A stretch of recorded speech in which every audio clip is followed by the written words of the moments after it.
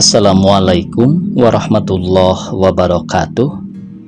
Pamirsa, dina dangat ayeuna urang medar deui carapon tina majalah Campaka tahun 1866 nomor 20 genap. Carpon anu baris kapidangkeun judulna Hese Imah. Ieu anu nganggitna nyaeta Ki Bara. Sumangga supados teu nyangkolong teuing kana waktos wilujeng ngadangukeun. Pasatya Direktur PN Bakti calik mayunan meja tulis di kantorna, payuneunana rada nyangigir diuk sekretarisna. Nyipur hita parawan 40 tahun nyekel patlot pikeun nyatet. Keke heula Bu, saurna marah mai. Ieu mah kudu taliti pisan. Lantaran kajaba ti surat penting teh jeung kapan ngarupakeun pagawean bapa anu pangakhirna. Bapa mun engke aya nu ngupat yen bapa dina poe panungtungan dinas disebut goreng gawe, saurna deui bari tuluy kutrat kotret nyieun konsep biasana mah nutara teh da cukup langsung dilisankeun, maksudna bae memeresna mah kumaha sekretarisna. Laras pisan tembal nyipur hita bari imut. Timimiti poe isuk pasatya moal ngantor deui lantaran pangsiweun minggu kamari yuswana jejeg 55 tahun. Harita basa ulang tahunna manehna oge ngahaturanan kado surutu sacepuk leutik tanda ngiring bingah tinu geus ngawulaan 15 tahun. 15 tahun manehna jadi sekretarisna. Ayeuna kabireungeuh ku manehna rambut pasatya geus culcel silalatuan salirana ngalintuhan, raraina marah mai damisna semu beureum tandaning anu sehat jeung perlente deui boga awak sampayan teu siga-siga nu geus 55 tahun. Dina jero 15 tahun manehna geus apal pisan kana sifat-sifat jeung panganggona, lemah lembut, pintar tur jujur jeung wijaksana, tapi tandas mun ngayakeun tindakan pasatya pamimpin anu dipiasih ku bawahanana. Nu matak PN sakitu maju jeung menang kapercayaan ti masyarakat oge. Barakah pingpinan anjeunna dina hate manehna geus lila nyayang rasa simpati leuwih ti rasa simpati kadunungan, tapi secara pagawe nu dipikolot ku sasamana manehna embung nembongkeun maneh yen bogoh sieun matak codeka kana perusahaan. Kulantaran kitu eta rasa teh disidem di buni-buni bae. Manehna terangeun pasatya lagas bumen-bumena ngan jeung bujangna sakuran teu bina jeung manehna. Da manehna oge imah-imahna teh ngan kadua bujang awewe tengah tubuh. Hatena teu weleh nanya, naon sababna? Pangna pasatya resep pelengohan bae. Aya kitu pasatya neuneun hate ka aing, kawas aing ka manehna. Mun aya ge meureun geus katembong kalangkang-kalangkangna bae mah. Komo ayeuna mah geus 55 tahun. Pira aku rek beger ngadak-ngadak. Ti poe isuk manehna moal papanggih deui, moal babarengan deui. Ti mangkukna keneh manehna oge geus bulas beres bae pagawean, da ingetanana manehna oge tangtu baris dieureunkeun tina sekretarisna. Lantaran nupi gagantieun pasatya teh budak ngora, nu sekretarisna oge kudu nu ngora deui. Mangkaning manehna mah kapan geus 40-an. Manehna melong kadununganana anu ayeuna bari nanggeuy gado keur ngilo deui konsep surat nu jijieuna. Meus-meus ret nyoret anu salah jeung tuluy dibenerkeun lila-lila pok sasauran. Tah beres ayeuna mah bari ngalesotkeun pulpena. Mangga catetkeun ku bapa rek didiktekeun. Mangga tembal Purhita lalawenan. Kalawan anca jeung tetela konsep surat teh tuluy didiktekeun geus anggeus pok mariksa. Tiasa rengse tereh-tereh. Tiasa. Biasana mun geus kitu manehna sok buru-buru kaluar ti kamar dununganana, tapi harita mah henteu kawas aya keneh nu rek diomongkeun nepi ka pok pasatya mariksa. Aya picarioso naon deui? Manehna gigideg bari tuluy indit ka kamarna, teu tuluy kana mejana, tapi nyamperkeun juru tikna anu diuk deket jandela rek ngitah ngetik surat teh. Yati teh umurna 20-an geus boga kabogoh kasoma batur sapagaweanana di bagian sejen. Manehna kungsi nyarita majar mun geus kawin mah digawena oge rek menta eureun. Harita katinggal ku Purhita Yati keur ngobrol uplek pisan jeung kabogohna bari ngaralong dina jandela. Kadenge maranehna nyarebut ngarah imah-imahna kitu jeung tuluy saleuserian. Bareng ngaraliuk pohara karageteunana ningal ibu sekretaris geus aya tukangeunana. Yati kalamas kalemes pipina beureum eraeun tayohna dumeh ka progo ngobrol jeung kabogohna tur ninggalkeun hanca. Mantosan ibu abdi teh ti tadi ceuk soma teu riuk-riuk.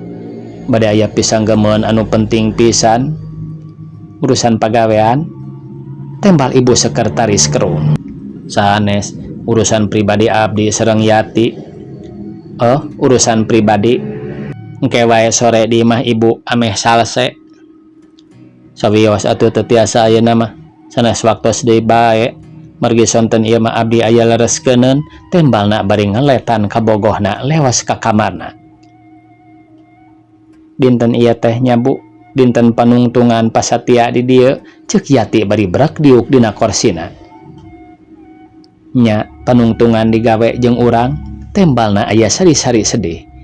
Ibu mah parantos lami sanes saserangan sareng anjeunna teh hampir 15 tahun. Tembalna ti memeh ieu perusahaan jadi PN. Mun abdi mah moal kiat lami-lami kitu, rupina kabujang kawin manten. Rei banget Purhita beureum meureun asa disiniran, tapi manehna teu ngambek lantaran terangan kana adat Yati anu terus terang anu ku manehna pohara dihargaanana. Tangtu ngomongna kitu oge lain maksud sindir sampir.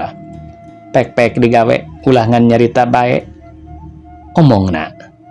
Da semuhun ku geuraheun ibu mah omongna deui bangun nya teu sadarna teh yen omonganana nu tadi oge geus nyigeung hate dununganana. Pek-pek eta heula anggeuskeun, mun geus anggeus buru-buru ieu ketik deui rek ditawis ayeuna jeung omat ulah aya nu salah. Ngomat-ngomatan kitu teh lantaran geus biasa pisan mun Yati rek ngetik aksara P ramona sok miheulaan Noel touch O. Atuh ana dibenerkeun teh sering pisan P numpang kana O. Mangga ngualami oge parantos, tembal Yati. Bari mimiti ramona anu 10 teh mencet dina touch mesin tulisna sorana teh terek tekan. Waktu Yati keur ngasupkeun deui kertas anyar kana mesin tikna, pok manehna ngomong. Urusan kawin teh sama teh Yat. Rei pipi Yati beureum. Sumuhun tembalna. Manehna nyedak bae ngajak buru-buru mung eta anu jadi sesah teh naon? Sesah ngilari rompok sewaeun menawi ibu oge uninga kapan boh abdi boh manehna di dieu teh sami-sami indekos di nu sanes. Jadi upami kawin mah tangtosna oge kadah nyewa rorompok sorangan piraku ari pipisahan bae mah. Nya hese puguh ge neangan imah sewaeun teh ayeuna mah.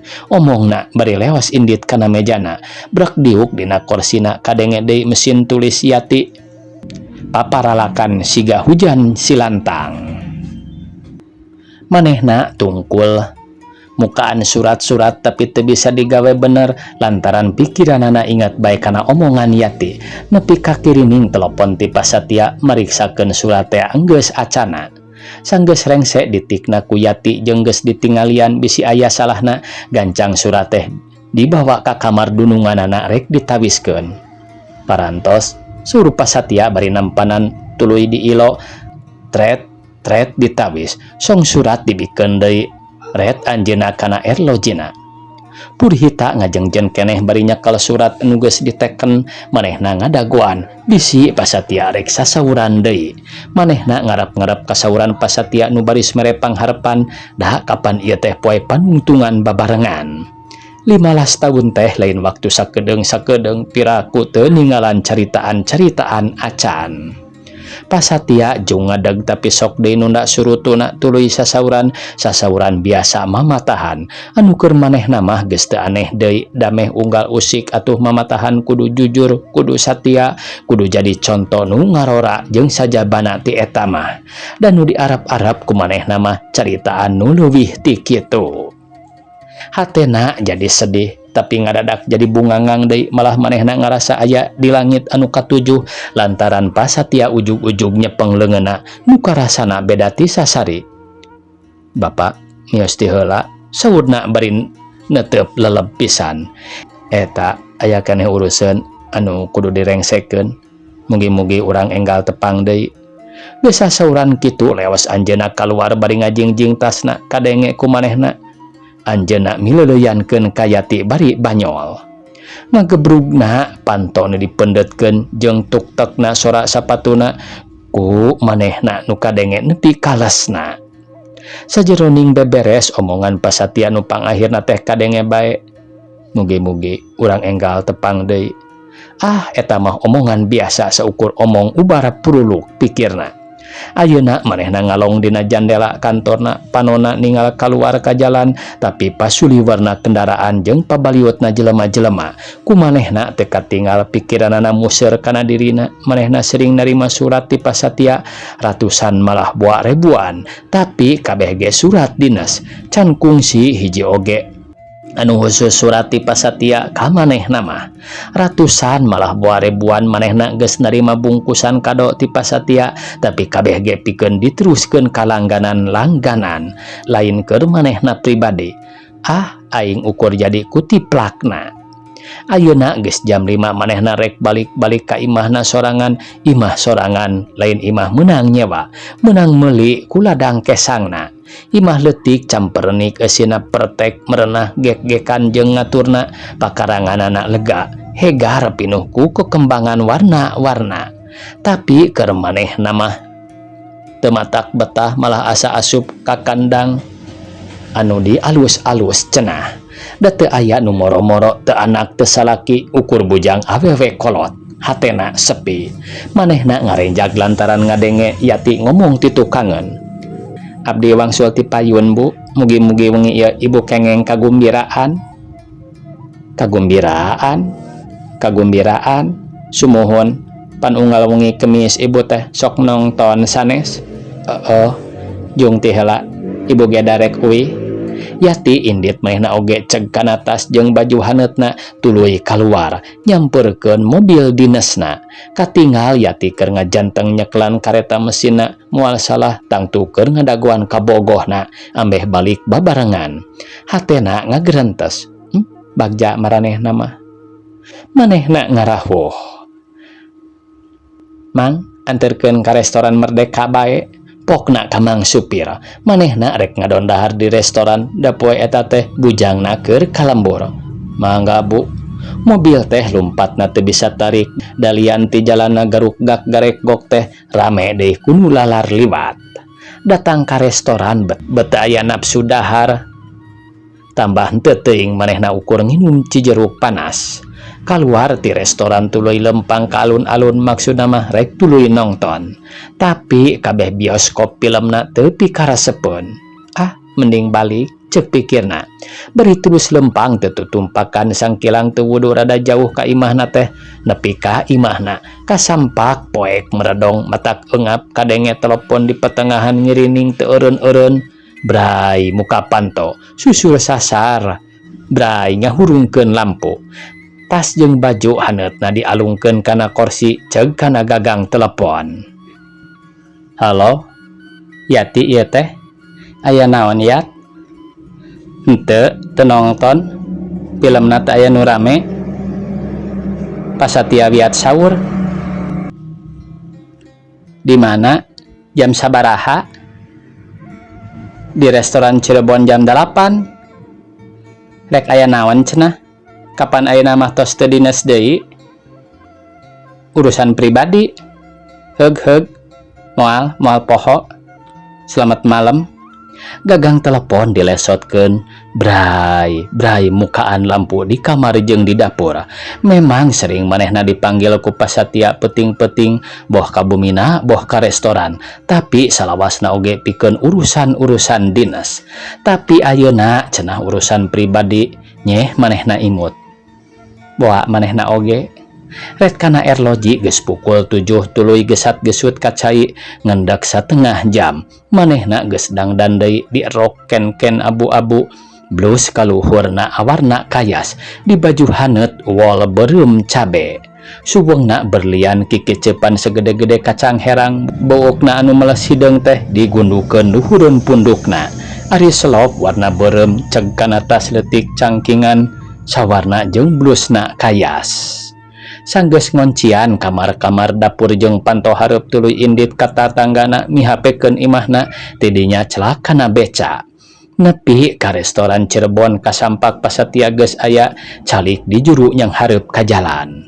Ningali manehna datang tuluy nangtung mapagkeun. Sugan teh moal sumping, saurna bari nuyun tuluy dariuk pahareup-hareup. Manehna can bisa nyarita dararasa anana asa ngimpi. Sering manehna dipanggil ku pasatia cara harita, tapi kakara ari make dipapagkeun jeung dituyun mah. Urang tuangnya suruh pasatia deui. Mangga tembalna lalaweunan. Sok nyuhunkeun atuh. Tret manehna nulis pesen tuangeun teu ngadaguan deui saur pasatia, da geus apaleun atuh kana kasenengna teh. Sok kertas dipasikeun ka pelayan nu geus nangtung tukangeunana. Bari ngadagoan nu dipesen pok pasatia sasauran. Sayak tos nama Bu. Bapa teh tos lami hoyong ngedalkeun ka tindeung hate teh. Tapi duka kumaha ari rek pok teh. Sok berat bae. Letah isieun ku kakolotan jeung ngingetkeun kana kahormatan perusahaan. Nyipur hita teu lemek ngan hatena pohara ngarasa bungangangna. Tapi suruh pasatia nuluykeun carita anana ari pokona mah keta eta sieun bisi di ibu mah teu nyampak anu mawi basa tadi nampi ieu serat kintunan hate pohara bungangangna asa rek ngobok manggih gorowong bari sok ngagolelkeun surat di payunanana. Surat aing ngirim surat ceuk pikir Purhita keur kitu jol pelayan datang nanggeui baki katuangan teh tuluy ditatakeun. Surat teh ku manehna teu ngahaja ditelek-telek ngan kareret unina. Kahatur kapayunan pasatia pilenggah di bumi. Kalayan hormat dibujeng enggalna bae engke wengi tabuh dalapan. Bapa mugi kersa sumping ka restoran Cirebon. Abdi aya pisang gemeun. Upami bapa teu kersa sumping, rupina abdi teh lepat hartos. Kukituna ieu serat sae duruk bae sareng abdi janji moal sakali-kali deui. Baktosna nu tresna Purhita manehna tungkul ngeger bibir teuing gregeteun ambek teuing gregeteun bawaning atoh geus teu bae. Tangtu Yati nu boga gawe teh lantaran katinggal ku manehna kasalahan Yati anu baku nyaeta mun ngetik aksara P sok numpang kana aksara O teh. Dina eta surat oge aya 2 anu kitu teh. Mangga tuang heula suruh pasatia. Mangga tembalna lalaweunan. Aneh tadi sore mah basa manehna rek dahar balik ti kantor teh nepi ka teu tulus da teu aya nafsu, tapi ayeuna bet sagala nikmat, sagala asa jadi daging kabeh. Sanggeus rengse taruwangna pok deui pasatia sasauran. Upami ito satuju mah urang pageto bae ka lembur. Bapa bade mundut ka sepuh itu sarta sakalian nangtukeun dintena ulah dilami-lami deui lah kumaha ngiringan bae abdi mah tembalna lalaweunan. Pasatia ngagupayan palayan songbon tuluy dibayar. Kaluar ti restoran manehna dikaleng ku pasatia. Isukna Nyi Purhita rada kaberangan karek sup oge ka kantorna. Yati geus nyamperkeun bari suraseri. Wilujeng enjing Bu, wilujeng kengeng kagumbiraan. Kagumbiraan naon Yati teh? Da ku abdi oge katinggal geuning ibu dikal budak teh Yati nya nu nyieun surat teh. Muhun ngetikna mah tembalna terus terang. Mung nu ngecapanana mah Kang Soma. Naranaonan ta teh? Da eta Kang Soma majar teh, kakak terang pisan duana oge sami-sami aya manah ngan teu aya nu wantun pok ti heula rupina kumargitos araya Yuswa. Teu aruyahan budak teh cenah tapi bari seuri. Sareng eta Bu, naon deui sanggem Kang Soma upami ibu sareng Pasatya parantos nikah mah tangtos salah sahiji bumina bakal kosong da piraku ari misah bumi mah. Tuluy kapan abdi parantos nyanggem yen Kang Soma ngajak buru-buru ka abdi nanging sesah kurorompok sewaeun. Keur kitu Soma asup nyamperkeun bari alangah elengeh pikareheun. Kumaha ayat sur ibu teh omongna ka kabogohna, seug bae imah ibu caricingan sabelahna jeung teu kudu nyewa ngan kayid kumaha Bu, omong Soma. Pasatya ulah nepi ka uningaeun yen anu nyieun surat teh Yati jeung Soma. Mangga Bu, tembalna mani barang. Nah anak gabrug teh Soma jeung Yati silih rangkul bari saleuserian atoh meh bae Soma kalepasan nyium mun teu kaburu disuntrungkeun mah ku Yati nyipur hita imut manis. Tah mah cenah ieu pamiarsa disarisundakeun tina The Brief Carpona Keng Keting mingguan Margaret nomor 51 18 Desember 65 kitu cenah pamirsa ieu teh nya disarisundakeun tina The Brief. Sakitu anu tiasa kapihatur. Wassalamualaikum warahmatullahi wabarakatuh.